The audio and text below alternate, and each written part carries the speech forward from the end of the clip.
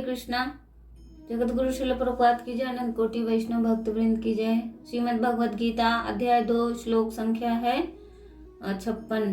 तो भगवान इसी में कह रहे हैं श्री भगवान वाचा, क्योंकि पिछला जो श्लोक हमने पढ़ा था वो भगवान ने ही बताया था। तो यहाँ पर भी भगवान ही बोल रहे हैं।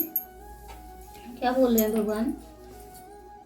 दुखेषु अनुद्विग्नमना सुखेषु विगत स्पृहा वीतराग भया क्रोधा स्थिति मुनि उच्यते। दुखेषु अनुद्विग्नमना सुखेषु विगत स्पृहा वीतराग भया क्रोधा स्थिति मुनि उच्यते। दुखेषु अनुद्विग्नमना सुखेषु विगत स्पृहा वीतराग भया क्रोधा स्थिति मुनि उच्यते। हरे कृष्णा। जो त्रय तापों के होने पर मन में विचलित नहीं होता अथवा सुख में प्रसन्न नहीं होता और जो आसक्ति भय तथा क्रोध से मुक्त है वह स्थित मन वाला मुनि कहलाता है। तात्पर्य श्रील प्रभुपाद के द्वारा श्रील प्रभुपाद की जय।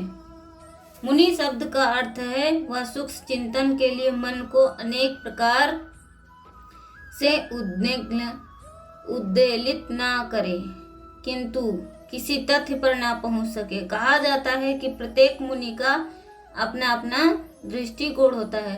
जब तक एक मुनि अन्य मुनियों से भिन्न ना हो तब तक उसे वास्तविक मुनि नहीं कहा जा सकता।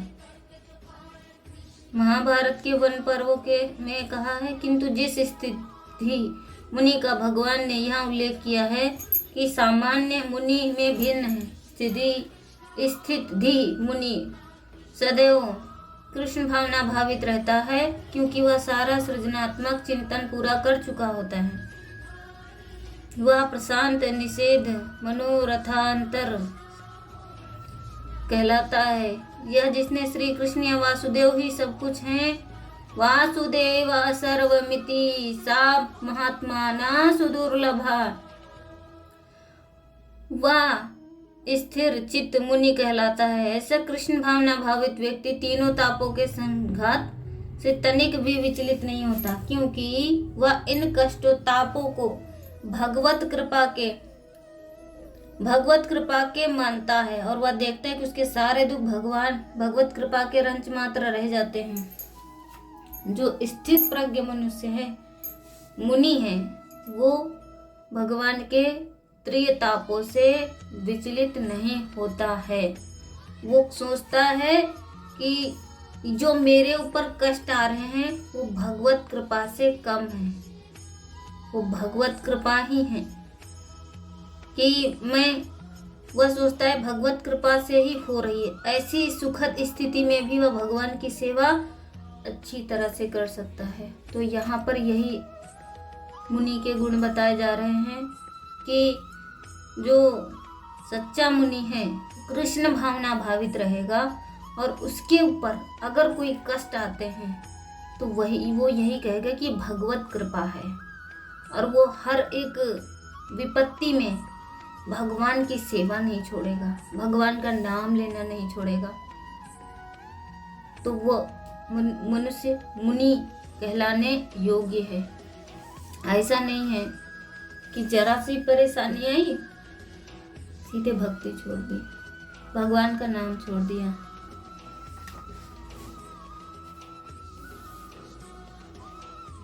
वो सारे दुख भगवत कृपा के रंच मात्र रह जाते हैं। इसी प्रकार जब वह सुखी होता है तो अपने आप को सुख के लिए अयोग्य मानकर इसका भी श्रेय भगवान को देता है कि जब सुख आता है तो वो अपने आप को ना मानकर उसका सारा श्रेय भगवान को देता है। वो सोचता है कि भगवत कृपा से ही वह ऐसी सुखद स्थिति में है, भगवान की सेवा और अच्छी तरह से कर सकता है और भगवान की सेवा के लिए वह सदैव साहस करने के लिए सन्नद्ध रहता है। वह राग या विराग से प्रभावित नहीं होता। राग का अर्थ होता है अपनी इंद्रिय तृप्ति के लिए वस्तुओं को ग्रहण करना, और विराग का अर्थ होता है ऐसी इंद्रियां आसक्ति का अभाव। किंतु कृष्ण भावनामृत में स्थिर व्यक्ति में ना राग होता है ना विराग होता है, उसका पूरा जीवन ही भगवत सेवा में अर्पित रहता है। फलतः सारे प्रयास असफल रहने पर भी वह कुद्र नहीं होता, चाहे विजय हो या ना हो। कृष्ण भावना भावित व्यक्ति अपने संकल्प का पक्का होता है, पक्का, वो अपने संकल्प में पक्का होता है। दुखेषु अनुद्विग्नः, दुखों की संभावना और उनकी प्राप्ति होने पर जिसके मन में उद्विग्न नहीं होता, अर्थात कर्तव्य कर्म करते समय कर्म करने में बाधा लग जाना, निंदा अपमान होना, कर्म का फल प्रतिकूल होना आदि प्रतिकूलताएं आने पर उसके मन में उद्विग्न नहीं होता। कर्मयोगी के मन में उद्वेग हलचल न होने के कारण यह है कि उसका मुख्य कर्तव्य होता है दूसरों के हित के लिए कर्म करना, कर्मों को सांगोपांग करना।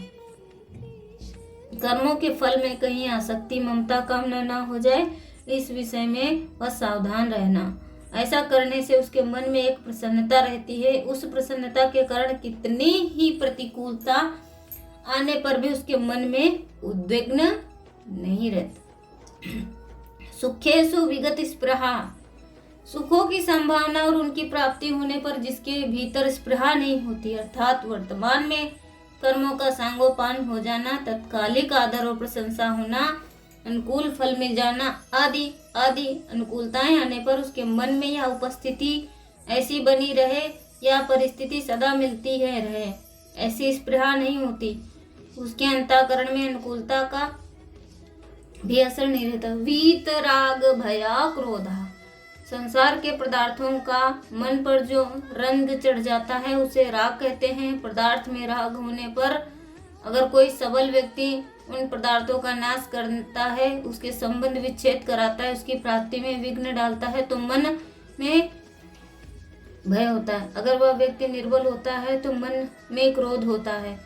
परंतु जिसके भीतर दूसरों को सुख पहुंचाने का, उनका हित करने का, उनकी सेवा करने का भाव जागृत हो जाता है, उनका राग स्वाभाविक ही मिट जाता है। राग के मिटने से भय और क्रोध भी नहीं रहते, अतः वह राग भय और क्रोध से सर्वथा रहित हो जाता है। जब तक आंशिक रूप से उद्वेग निस्पृहा राग भय और क्रोध रहते हैं तब तक वह साधक होता है। इनके सर्वथा रहित होने पर वह सिद्ध हो जाता है।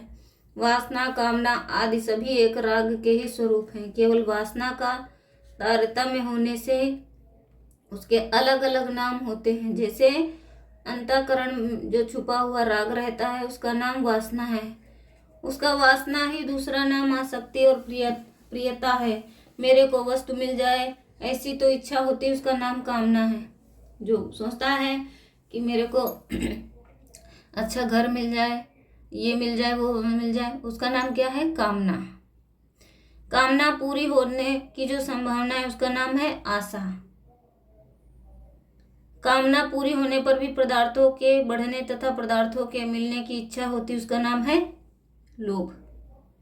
लोभ की मात्रा अधिक बढ़ जाने का नाम तृष्णा है। तात्पर्य है कि उत्पत्ति विनाशील पदार्थों में खिंचाव है, श्रेष्ठ है और महत्व बुद्धि, उसको भी वासना कामना नाम से कहते हैं। स्थिति मुनि रुच्यते, ऐसी मनशील कर्मयोगी की बुद्धि स्थिर अटल हो जाती है। मुनि शब्द वाणी पर लागू होता है, इसलिए भगवान ने किम प्रभासेत के उत्तर में मुनि शब्द कह दिया।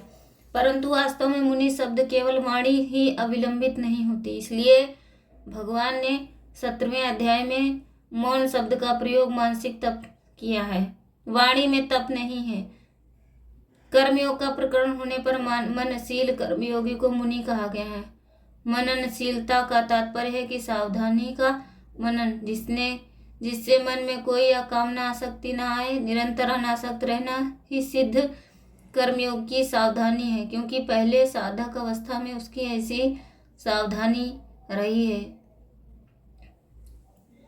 गीता में अर्जुन ने जहाँ कहीं भी क्रिया की प्रधानता को लेकर प्रश्न किया, उसका उत्तर भगवान ने भाव और बोध की प्रधानता को लेकर दिया है। कारण है कि क्रियाओं में भाव और बोध ही मुख्य है। भाव और बोध के अनुसार ही क्रियाएं होती हैं। जैसे अर्जुन ने 14वें अध्याय में पूछा कि गुणातीत पुरुष के आचरण कैसे होते हैं, तो भगवान ने भाव की मुख्यता को लेकर उत्तर दिया, जिसके कारण समता पूर्वक होते हैं। तो बहुत अच्छा सीखा हमने यहाँ पर कि वासना, आसक्ति, कामना, आशा, लोभ, तृष्णा, यही सारे शत्रु हैं हमारे। हरे कृष्णा। मुझे सुनने के लिए सभी का धन्यवाद। मिलते हैं हम अपने नेक्स्ट वीडियो में। हरे कृष्णा।